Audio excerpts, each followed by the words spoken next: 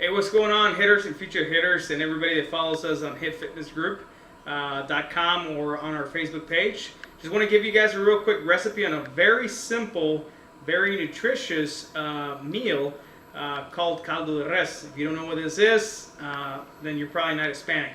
Now, everybody that's Hispanic, whether it's Mexican, Salvadoran, Guatemalan, or anything pretty much south of the border, knows what Caldo de res is. And what it basically is a vegetable soup with meat.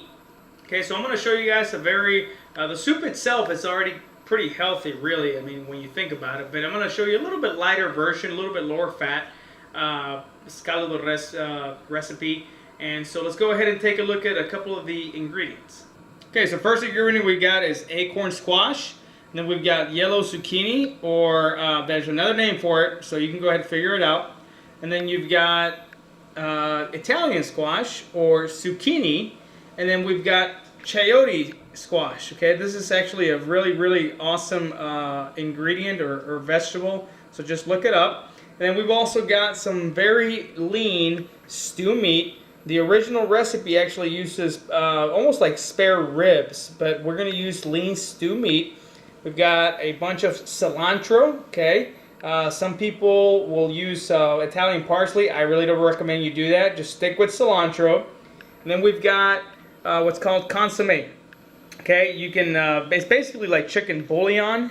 You can go ahead, find or buy whatever you prefer to use in the sense of brand.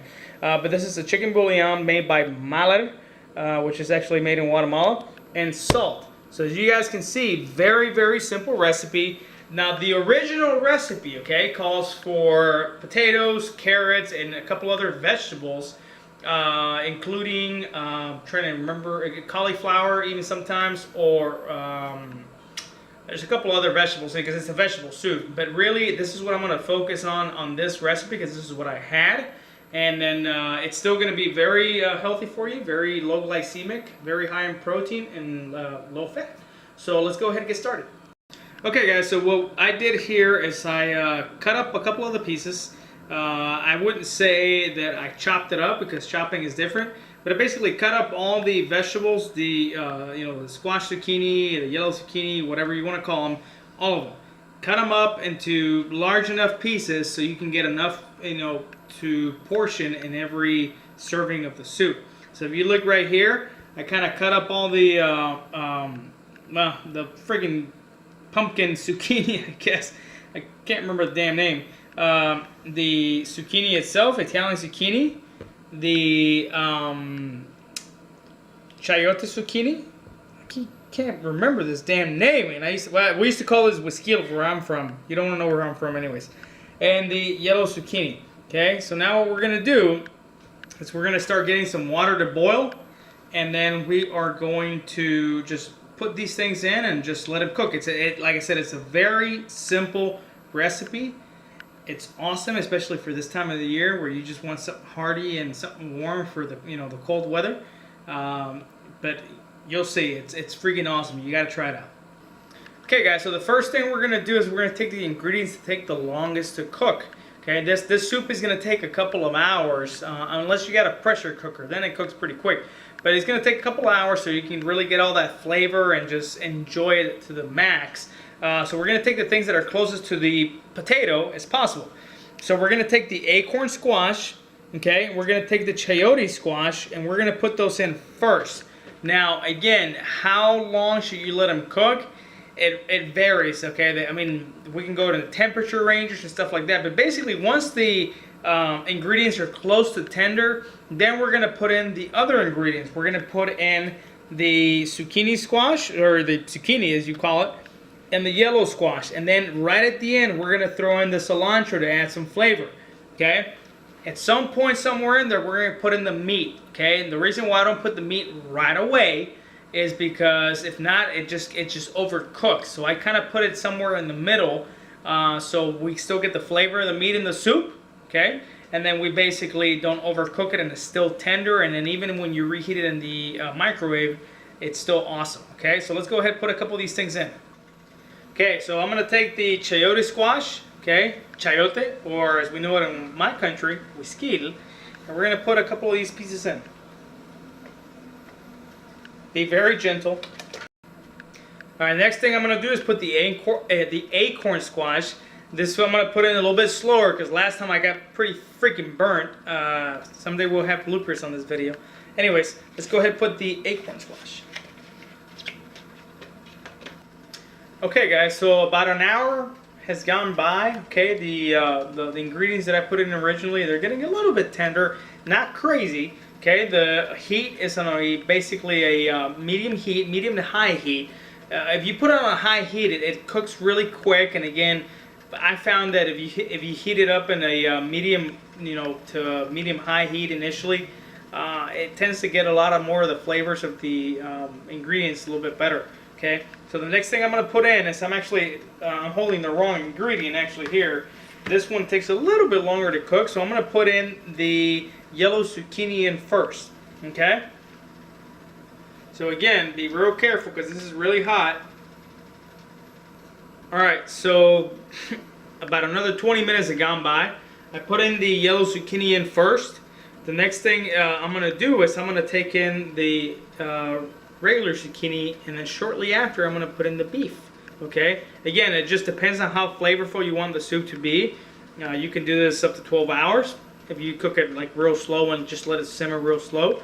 Or if you needed something quick, in a couple hours you should be good. So I'm going to go ahead and put in the zucchini. Okay guys, so it's been about 3 hours, okay? And again, now I'm going to put in the meat. Alright, now again, you got to understand, everybody has their own techniques. It's completely up to you. I have done it multiple ways. I've done it where I put everything all at once. And it tastes good, but not great. Typically the meat tends to be overcooked, and then I've done it the longer way, kind of like cooking a stew or a very slow soup, and I found it to be awesome. The meat is very tender, the vegetables just have all the flavor, and the soup tastes awesome. So the next thing I'm going to do is, without seasoning the meat, because you don't need to season the meat, I'm just going to put some of the meat in. Actually, I'm going to put all the meat in and just let it cook on a very medium to low heat. Okay, so here we go. Okay guys, so this is what's happened. The caldo de res has been heating up, or I guess you could say brewing, for the last about 3.5 hours. And what I did is about a couple hours into it, I put the meat in, okay, and then I put the cilantro in. And then I seasoned it a little bit more with a little bit more salt, and then I put in the consomme, or the chicken bouillon, for you guys that don't know what consomme is. And this is what it looks like. As you can see, I've got the heat on a basically pretty low heat. It's a pretty low heat, but it's still, since it's covered up, it's boiling pretty good. I'm not letting it get any thicker than this, and right now it's looking really, really good.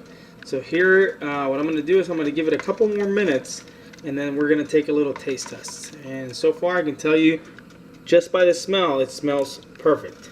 Okay, so the soup has been brewing for another 45 minutes, alright? Again, that's just how I kind of wing it. So let's go ahead now. What I'm going to do is I'm going to take a little taste test, take a look at the taste, and take a look at how tender the meat is. The meat is already going to be cooked, but I just want to make sure it's not overcooked and the flavor is good.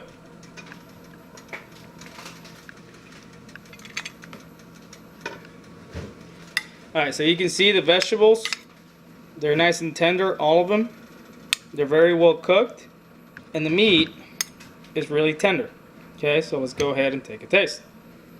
Make sure you blow on this. Don't send me a message later on going I burn my mouth, because you're not smart enough to blow on this. It's gonna be hot. Alright, so the taste is good. So let me explain to you guys how I'm gonna use this. Again, the ingredients and the soup itself is very healthy. But remember, if this is all I'm gonna eat throughout the day, one time a day or whatever, it's no longer healthy. Just like I said in a video earlier this week, even if you're using healthy ingredients, okay, if you're not eating enough calories throughout the days and it doesn't fit your macronutrient needs based on your energy expenditure, it's no longer healthy. So you have to make sure you're eating enough, okay, based on what you need. So here's what I'm going to do. I'm basically going to eat a wholesome breakfast. I'm going to eat, eggs, some form of low glycemic carbohydrates. Mainly it's going to be fruit. Okay, and then I'm going to have some sort of snack, you know, protein, you know, a little bit of fat. Before my workout, I'm going to have moderate amount of carbohydrates, probably some kind of, you know, moderate glycemic carbohydrate to feed my workout. Probably is going to be brown rice or something like that. Protein, a little bit of fat. And then after my workout, I'm going to focus on high carb, high protein, low fat. And then this soup is going to be used later in the evening, because again, the vegetables are low glycemic, so they're not very high carbohydrate. All right, it's going to be fairly high in protein. If I'm short on protein, I'll use supplement of protein, meaning whey protein or something like that. But again, you got to understand, and hopefully little by little I'll show you guys how to do this, is that it's all healthy can become unhealthy depending on how you use it. Okay, regardless of it, this meal, this soup is stupid delicious. Everybody that you give it to is going to love it, and hopefully you guys enjoy it. So stay tuned, stay you know, focus on what you're doing, and just follow us on Facebook, Instagram, and on YouTube. And you know, as always, don't just exercise, but train, and when you eat, eat smart. And I'll catch you guys later.